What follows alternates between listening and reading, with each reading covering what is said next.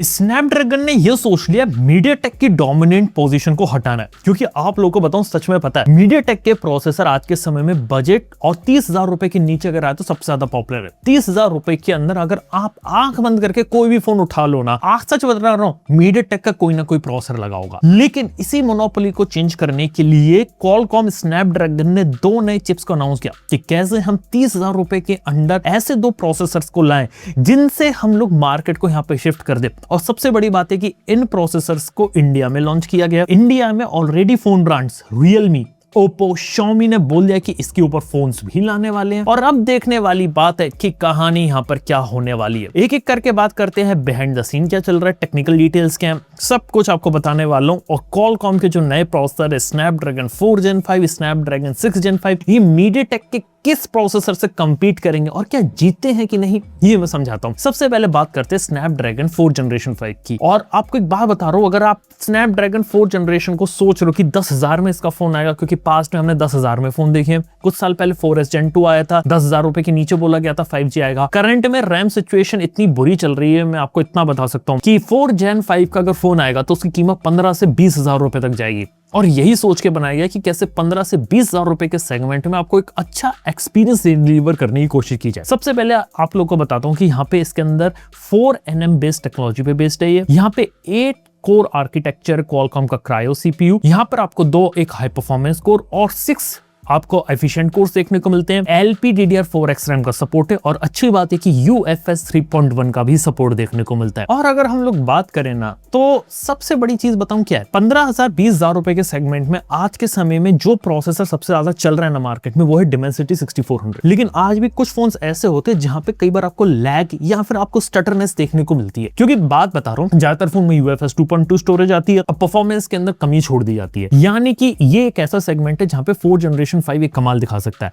और यहाँ पे स्नैपड्रैगन ने क्या किया है, स्नैपड्रैगन का स्मूथ मोशन UI निकाला है, जिसके अंदर स्नैपड्रैगन वाले यहाँ पर ये काम कर रहे हैं कि कैसे हम जो फ्लूइडनेस होती है वो कैसे इंप्रूव की जाए, यानी कि स्क्रीन के स्टटर को 25% तक कम किया जाए और जो ऐप लॉन्चिंग होती है उसे कैसे हम और ज्यादा बेटर करें। इसके साथ ही GPU को भी अपग्रेड किया गया ताकि इस बार 4 Generation 5 90 FPS की गेमिंग को भी यहाँ पे सपोर्ट कर ले। और हाँ, इसको बेटर एफिशिएंट भी बनाया गया है, यानी कि बैटरी लाइफ भी आपकी ज्यादा निकाल दे। यानी कि 20,000 रुपए के अंदर अगर हम लोग बात करें तो अच्छा चिपसेट 4 Generation 5 के साथ डिलीवर करने की कोशिश की जा रही है, जिसके अंदर ये लोग अच्छी गेमिंग का भी मजा दे दे, परफॉर्मेंस भी दे दे और एक स्मूथ एक्सपीरियंस दे दे। अब सीधी बात है कि 4 Generation 5 की जो दिमाग में आपका था ना कि 15,000 रुपए में मिल जाएगा, उसके नीचे आज के समय में थोड़ा सा मुश्किल है। बात है कि रैम प्राइसेस के साथ चीजें काफी ज्यादा बदल चुकी है, तो मैं 15 से 20,000 का एक स्वीट स्पॉट यहाँ पर मान के चल रहा हूँ। इसके अलावा बात करें तो इमेज सिग्नल प्रोसेसिंग में यहाँ पे 12 बिट के क्वालकॉम का स्पेक्ट्रा ISP है। 108 मेगापिक्सल का कैमरा सिंगल्स फोटो सपोर्ट कर सकता है, लेकिन मेरे को लगता है कि यहाँ पे आपको 50 MP के कैमरा सेटअप वाला जो सेटअप होता है वही देखने को मिलेगा, ज्यादातर कंपनीज वही यूज करती हैं। इसके साथ ही यहाँ पे ISP में इलेक्ट्रॉनिक स्टेबलाइजेशन का सपोर्ट दिया जा रहा है,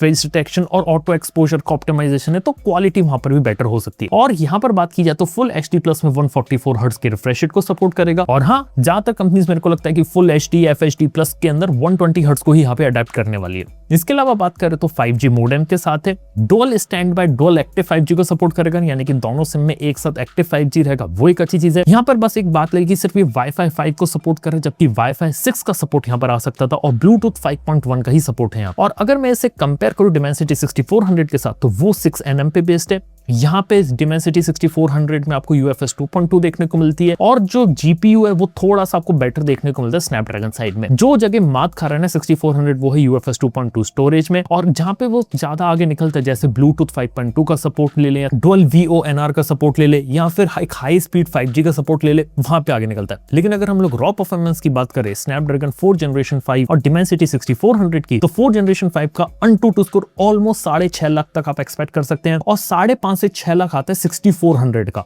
आमतौर पे।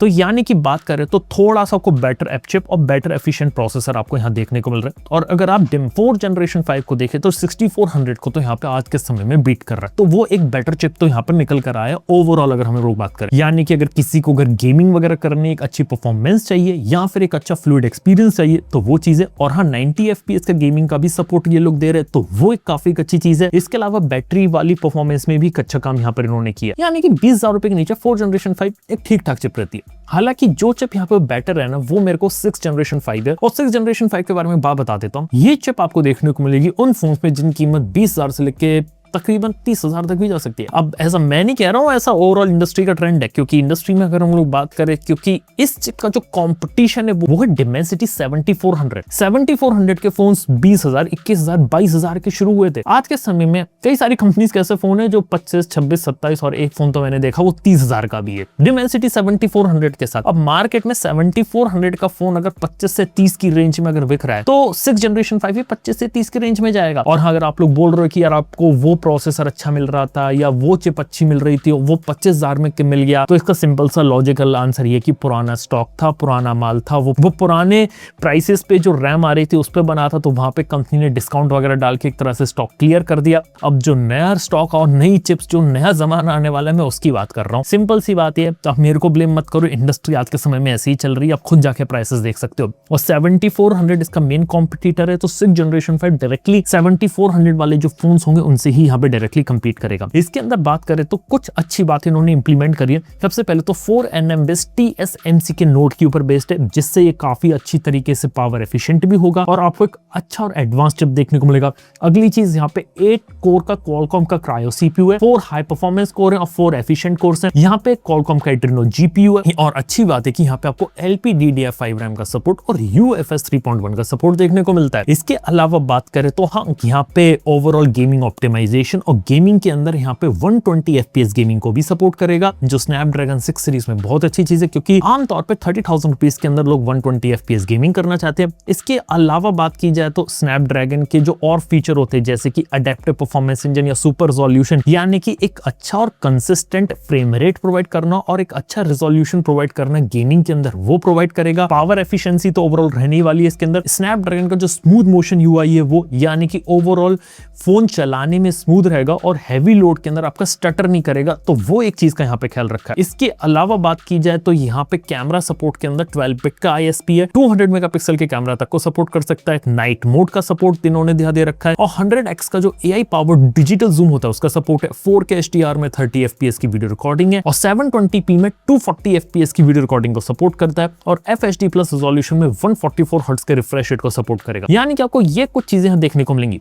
इसके साथ कुछ अच्छी बातें, इधर Wi-Fi 7 का सपोर्ट है, यहाँ तक कि ब्लूटूथ 6.0 का भी सपोर्ट देखने को मिलता है, Qualcomm के क्विक चार्ज 5 का भी सपोर्ट है। तो यार ये कुछ चीजें यहाँ देखने को मिलती है। इसके साथ अगर इसे Dimensity 7400 के साथ कंपेयर कर तो बिल्कुल ही हेड टू हेड कंपटीशन है। अगर हम लोग बात करें तो Dimensity 7400 के अंदर आपको 4 परफॉर्मेंस कोर देखने को मिलते हैं, 4 एफिशिएंट कोर्स हैं। वहां पर बात करें तो वहां भी LPDDR5 रैम और UFS 3.1 का सपोर्ट है। बात करें तो यहाँ पे Wi-Fi 7 का सपोर्ट दिया जा रहा है स्नैपड्रैगन में, तो वो अच्छी चीज है। इसके अलावा बात करें तो यहाँ पे AnTuTu स्कोर में बात करें तो इनिशियल जो रिपोर्ट्स आई पता चला स्नैपड्रैगन 6 Gen 5 का AnTuTu स्कोर 9.5 लाख से 10 लाख तक इजीली जा सकता है, और इवन 10 लाख को थोड़ा क्रॉस भी कर सकता है। और करेंटली 7400 की बात कर तो वो 9 लाख, 9.5 लाख या 10 लाख के आसपास ही यहाँ पे फेवर करता है। तो यानी कि देखा तो बिल्कुल ही नेक टू नेक कंपटीशन है यहाँ पे। लेकिन यहाँ पे आगे क्यों निकल रहा है स्नैपड्रैगन 6 Gen 5 वो बता दूं।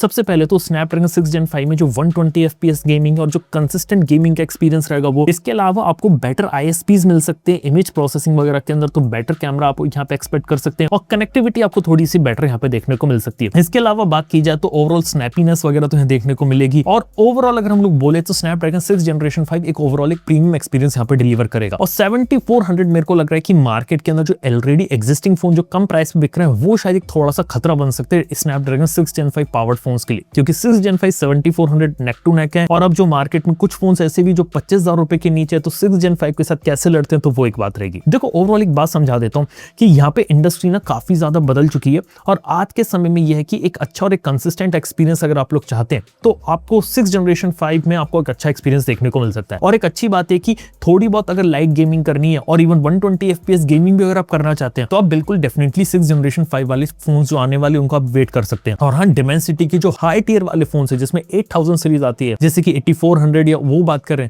तो वो है मार्केट में, लेकिन अभी कुछ पुराने फोन है। लेकिन एक बार जब वो निकल जाएंगे तो यहाँ पे इंडस्ट्री चेंज होगी और वो फोन आपको फिर 30,000 रुपए के ऊपर मिलेंगे। तो वो भी एक बात रहती है यहाँ पे। इसके अलावा बात करें तो अगर ये दोनों चिप्स के ऊपर अगर अच्छे तरीके से फोन और ज्यादातर कंपनीज अगर ऊपर जाती है तो मार्केट शेयर जो बजट के अंदर थोड़ा लूज हुआ है क्वालकॉम स्नैपड्रैगन का, वो यहाँ पे गेन कर सकता है। लेकिन अगर अभी भी अगर हम लोग स्नैपड्रैगन और मीडियाटेक को कंपेयर करें तो स्नैपड्रैगन देखा जाए तो काफी अच्छे तरीके से होल्ड दिखाता है प्रीमियम सेगमेंट में, और एक काफी अच्छा परसेप्शन है कि स्नैपड्रैगन को लोग प्रीमियम से एसोसिएट करते हैं। इवन काउंटर पॉइंट रिसर्च की एक रिपोर्ट से पता चलता है कि ट्रस्ट फैक्टर जो है वो क्वालकॉम स्नैपड्रैगन के ऊपर लोगों का ज्यादा है, और एक प्राइस पॉइंट पे अगर दो फोन दिखा रहा हूं, एक में मीडियाटेक इसमें स्नैपड्रैगन, तो लोग स्नैपड्रैगन को ज्यादा प्रेफर करते हैं। ये बात फैक्ट है और ऐसा होता भी है। और यहाँ पे देखा है तो स्नैपड्रैगन ने जो चिप्स निकाले, अगर उनकी कीमतें फोन की सही रही तो डेफिनेटली मीडियाटेक के साथ यहाँ पे हो सकता है। अभी के समय में ओप्पो ने, Xiaomi ने और रियलमी ने यहाँ पे निकाला है, बोला है कि हम इसके पावर फोन लाएंगे। लेकिन बाकी कंपनीज भी 6 जनरेशन 5 और 4 जनरेशन 5 में निकाले तो वो एक अच्छा काम हो सकता है। बस बात इधर ये कि एक जमाने में जहां हमें लगता था 10,000-12,000 में स्नैपड्रैगन 4 जनरेशन जैसा चिप देखने को मिलेगा और 20,000 या उसके नीचे हम ये सोचते थे कि 6 जनरेशन देखने को मिलेगा, तो कहानी बदल चुकी है। 15 से 20,000 4 जनरेशन 5 एक्सपेक्ट कर रहा हूं और 20 से 30 की रेंज में 6 जनरेशन 5 के फोन एक्सपेक्ट कर रहा हूं। अब मार्केट में जो सिचुएशन चल रही है जैसी है वो आप अच्छे से जानते हो। आप खुद आज के समय में जितने भी नए फोन्स लॉन्च हो रहे हैं उनकी प्राइसिंग को खुद यहाँ पर देख सकते हो, और आप खुद देख सकते हैं कि आज के समय में Dimensity 6400 के जो फोन्स हैं वो किस कीमत पे मिल रहे हैं, और 4 जनरेशन 5 उसी से कंपीट कर रहा है, और Dimensity 7400 के भी जो फोन्स यहाँ पे मिल रहे हैं वो किस कीमत पे मिल रहे हैं उसके बारे में मैंने आपको बताया। तो यार ये कहानी यहाँ पे चल रही है। ओवरऑल आने वाले समय में देखते हैं कहानी क्या रहती है। स्नैपड्रैगन की तरफ से तो हमें नए चिप्स देखने को मिले, मीडियाटेक अपनी तरफ से क्या निकाल कर लाता है, क्योंकि at the end of the day as a consumer के पर्सपेक्टिव से मैं सोचूं तो कंपटीशन बहुत अच्छी चीज है। यहाँ पे हमें ये लगता है कि स्नैपड्रैगन अच्छा, मीडियाटेक अच्छा है, लेकिन ऐसा नहीं है। दोनों की तरफ से जब कॉम्पिटिशन आएगा तभी कंज्यूमर को बेस्ट प्रोडक्ट है। मीडियाटेक की मोनोपोली थी, स्नैपड्रैगन ने अपना अच्छा दे दिया। अब स्नैपड्रैगन ने कुछ किया तो मैं चाहता हूँ मीडियाटेक अपना कुछ निकाले, कंज्यूमर्स का अच्छा हो। यार यही भला यहाँ पे रहता है। तो दोस्तों यार ये कहानी होती है यहाँ पे। मैं आपको मिलता हूं अपने नेक्स्ट वीडियो के अंदर। Good bye.